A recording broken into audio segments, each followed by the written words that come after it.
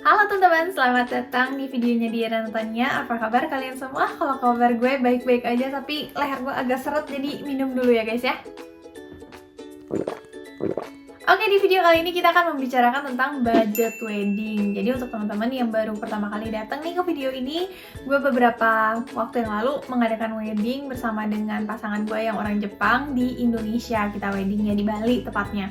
Dan sebelum video budget ini, kita udah ada 3 kali video yang bertemakan wedding ini. Pertama tentang culture shock wedding gitu, karena gue nikahin orang Jepang ya kan. Terus kedua, gue udah bahas tentang vlognya juga. Terus ketiga, kita udah ada vendor-vendornya. Dan sekarang yang terakhir adalah tentang budget yang pastinya pengen diketahui lah oleh banyak orang ya, tentang persiapan budget wedding. Tapi sebelumnya gue mau minta maaf dulu ya, karena gue tahu pasti banyak dari kalian yang pengen tahu specifically harganya berapa aja tuh vendor-vendor. Tapi karena satu dan lain hal, gue nggak bisa plek-plekan gitu kasih lihat ke kalian harganya segini gitu. Soalnya gue yakin dari pihak vendornya pun pasti keberatan kalau gue jabarin harganya plek-plekan gitu ke kalian. Karena setiap orang tuh pasti beda-beda gitu loh harganya. Meskipun mereka punya harga standarnya, tapi pasti disesuai dengan kemauan dari kalian sendiri yang mau menikah. Kayak contohnya decoration, itu kan semuanya tergantung dari kalian gitu loh. Tapi di video kali ini gue pengen kasih tahu ke kalian proporsinya aja. Jadi misalnya gue punya budget segini dan berapa persen sih yang gue alokasikan untuk ABC gitu. Oke, langsung aja ke bagian proporsi. Yang pertama ada wedding planner, venue, catering, dan dalam kurung akomodasi itu 30%. Oke, gue jabarin. Pertama, wedding planner. Again, gue nikahnya di Indonesia tapi guanya di Jepang, jadi gue butuh banget planner ya kan. Terus kedua, venue. Venue gue di Jiva Sabah Bali Resort. Ini tuh resort jadi kayak villa gitu loh. Makanya mereka belum punya catering makanan untuk wedding ya kan, jadi gue harus sewa lagi dari luar cateringnya, yaitu gue pilih Lumbung. Nah, terus ini juga termasuk akomodasi sebagian dari tamu gitu loh. Jadi keluarga besar gue dan beberapa teman mama gitu ya dimasukin ke villa ini gitu. Makanya ada uang akomodasi yang kecampur sebenarnya di bagian proporsi yang pertama ini gitu. Yang kedua ada wedding gown, groom suits, dan ada MUA.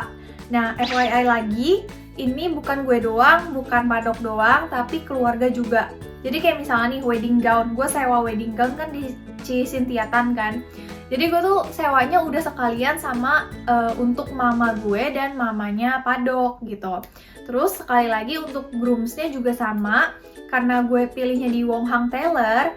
Ini untuk padoknya di Wonghang, sekalian satu paket untuk papa gue dan papanya padok gitu. Lalu untuk MUA juga sama, untuk sister ya, siblingsnya si padok, itu yang perempuan semuanya MUA-nya udah termasuk gitu. Jadi ini kira-kira 15% dari budget gue untuk hal-hal ini. Kemudian untuk dekor ini udah termasuk untuk holy matrimony, tapi kebetulan karena gue udah bukan holy matrimony, karena kita sebenarnya udah menikah, kita sebutnya vow renewal gitu. Terus dekor untuk vow renewal udah masuk, untuk resepsi juga udah masuk. Lalu kemudian ada foto dan videographer, dan ada production. Production itu kayak misalnya kalian ke kondangan nih kan, ada sound systemnya dong, ada lightingnya dong, ada projectionnya gitu, ada layarnya, bla bla bla. Itu semua dari production disebutnya. Nah, biaya production ini juga lumayan gede yang gue nggak tahu tuh sebelumnya. Jadi ini kalau gue gabungin dekor, foto dan videographer dan production itu sekitar 30% dari budget wedding gue. Kemudian yang terakhir 25%-nya lagi itu ya hal-hal lainnya kayak misalnya MC. Terus kedua ada souvenir pernikahan, terus ada undangan pernikahan. Lalu again karena gue di Bali ya akomodasi, transportasi itu semuanya masuknya ke sini gitu. Itu sekitar 25%. Jadi kurang lebih seperti itu proporsi wedding budget gue. Dan setelah ini gue pengen bagiin beberapa hal yang gue lakukan untuk press budget gue. Tapi sebelum itu gue pengen cerita dulu. Gue lupa udah mention ke kalian apa belum. Tapi sebenarnya gue tuh udah persiapan wedding ini dari 2020 akhir. Jadi pertama kali itu gue deal sama wedding planner gue 2020 akhir deh kalau nggak salah waktu itu. Dan kemudian langsung deal venue Jiva Sabah Bali itu beberapa bulan kemudian, tahun 2021 awal, karena kita awalnya mau nikahnya tuh 2021 ya kan. Terus catering juga udah deal, Tapi kemudian pandemi datang, jadi kita nggak bisa ngadain wedding ya kan. Tapi 1,5 tahun berlalu, kebetulan di hidup gue tuh banyak kayak lika-liku gitu yang membuat mindset gue berubah. Jadi dari awal gue persiapan sampai sekarang ini, gue 180 derajat berubah. Dulu gue maunya yang megah, wah mewah gitu. Tapi sekarang gue lebih ke frugal. Frugal itu gampangnya kayak sebisa mungkin kita alokasikan uang kita ke hal-hal yang prioritas dalam hidup kita. Dan karena bagi gue sekarang, merayakan wedding besar-besaran itu udah bukan prioritas lagi, di dalam hati tuh gue kayak bertengkar gitu loh. Tapi di satu sisi juga udah terlanjur beberapa tuh udah ada yang di DP-DP gitu loh. Dalam 1 tahun itu kan ada tuh yang kecil-kecil semuanya kayak gaun apa segala macam itu udah di DP-DP semua gitu loh. Nah akhirnya kita memutuskan untuk tetap lanjut. Nah, kenapa ini gue ceritain ke kalian? Karena gue gak mau kalian mikir gue tuh tipikal orang yang mau yang megah-megah gitu loh. Tapi sebaliknya justru sekarang gue tuh orangnya frugal living banget. Jadi kalau misalnya kalian melihat wedding gue tuh kayak wah banget, ingat aja di satu sisi itu masih ada diri gue yang lama. Jadi nggak sepenuhnya di era yang sekarang. Entah kenapa gue pengen aja gitu sharing ini ke kalian supaya kalian nggak salah nangkep bagaimana di era orangnya gitu. Oke, balik lagi nih ke pembahasan kita tentang budget.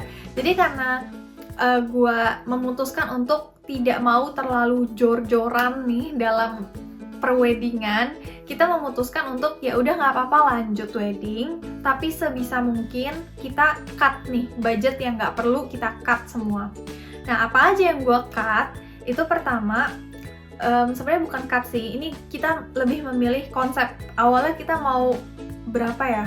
Kita waktu itu mau berapa ratus orang gitu, gue lupa. Tapi akhirnya kita press banget jadi 50 orang aja tuh pada hari H ya. Kemudian gue nggak pakai bridesmaid maupun groomsmaid karena itu gimana ya? Karena kita intimate wedding kan, semua yang datang tuh sahabat dan kerabat terdekat gitu loh. Jadi kalau di dalam 50 orang ini gue harus milih lagi tuh jujur agak sulit karena itu temen deket gue semua gitu. Udah gitu, guenya juga harus keluarin budget lagi kan untuk pernak-pernik bridesmaid ini. Jadi menurut gue nggak usah, kita bikin semuanya sama rata aja gitu. Selanjutnya, ini sebenarnya agak kontroversial, tapi gue nggak mau pakai wedding cake waktu itu. Karena menurut gue wedding cake itu bener-bener cuma kayak simbolis doang, yang nggak bisa dimakan meskipun 5 tingkat, 3 tingkat lebih gitu tapi nggak bisa dimakan. Itu kan semua dummy dan harganya ternyata lumayan ya sister. Jadi menurut gue lebih baik dihapuskan aja gitu loh kalau cuma buat simbol-simbolan doang gitu. Tapi kalau misalnya kalian lihat nih ya dari foto-foto wedding gue, itu ada wedding cake-nya sebenarnya. Loh, kok tadi bilangnya nggak mau pakai wedding cake tapi ada wedding cake. Jadi sebenarnya dari WP gue itu gue dapet sumbangan wedding cake di hari H, bener-bener di hari H pas lagi kita foto-foto tiba-tiba gue dibisikin ada wedding cake nih gitu. Itu kebetulan aja guys, itu jarang banget nih, nggak mungkin nih ada bisa dapat sumbangan kayak gini sebenarnya, cuma kebetulan banget lagi ada wedding cake waktu itu dan gue bisa pakai. Selanjutnya pakai e-invitation, nggak pakai paper lagi, jadi gue udah nggak print undangan lagi karena ternyata biaya print undangan tuh kalau mau yang bagus, cantik, rapih gitu itu lumayan mahal. Dan kalau pakai e-invitation itu bisa menghemat lebih dari setengah budget awal gitu, jadi kenapa enggak, dan lebih cantik juga dan lebih praktis juga ya kan. Yang terakhir gue tuh nggak banyak pakai pernak-pernik. Jadi di hari H wedding aja gue tuh nggak pakai anting, gue nggak pakai kalung, gue nggak pakai apa-apa selain cincin nikah gue gitu. Karena pertama gue memang nggak suka perhiasan orangnya. Terus kedua menurut gue tuh nggak penting-penting banget gitu loh. Kayak 20 tahun kemudian gue tuh nggak bakal inget di hari H gue pakai anting yang mana tuh gue kayaknya nggak bakal inget gitu loh. Jadi ya udah, itu gue cancel aja hal-hal yang kayak gitu. Gue juga nggak pakai robe wedding, itu robe wedding gue dipinjemin dari MUA gue. Dan yang terakhir, percaya atau enggak, kita nggak pakai wedding ring. Jadi ini yang gue pakai sekarang ini bukan cincin nikah kita, ini tuh cincin kita waktu dari zaman pacaran. Jadi dulu banget nih, dari awal banget gue ketemu sama Pak Adok, gue tuh udah pakai cincin orangnya dari dulu di jari manis gue nih, udah kayak orang nikah gitu, dari dulu banget. Itu ada alasannya kenapa, tapi nanti kapan-kapan lah ya gue ceritain. Si Padok ini cuma beliin cincin baru untuk menggantikan cincin gue yang lama gitu loh.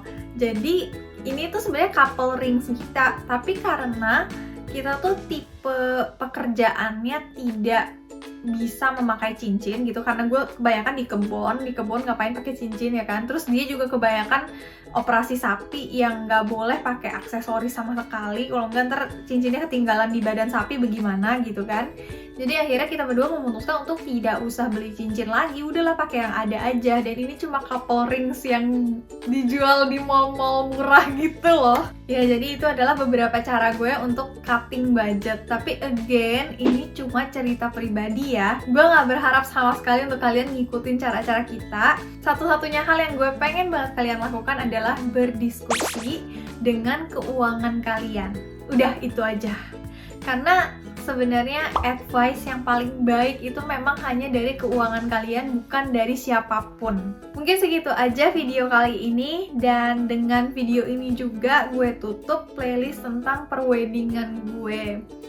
Nanti kalau misalnya kalian mau lihat hasil-hasil video atau fotografer dan pernak-pernik lain yang kalian pengen tanyain ke gue, bisa lewat Instagram aja, soalnya biasanya di situ gue lebih banyak sharing lah gitu. Kalau di YouTube soalnya gue sharingnya harus sekaligus satu video gini, tapi kalau di Instagram kan bisa sedikit-sedikit gue sharing kalau ada pertanyaan gitu.